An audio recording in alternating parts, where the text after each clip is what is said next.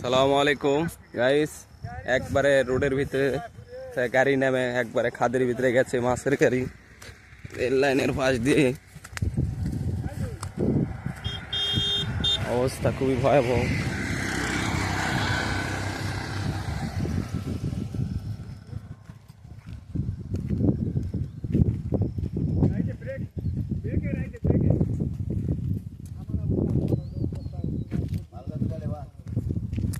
মাছের গাড়ি একবারে প্রচুর মাছ সহ গাড়িটা পোল্টি খেয়ে গেছে। একবারে চাকা চুকা ব্রেক শ্রেক সব ভাঙ্গে প্রচুর মাছ। মাছের ক্ষয়ক্ষতির অবস্থা, মাছগুলো এখনো তাজা আছে।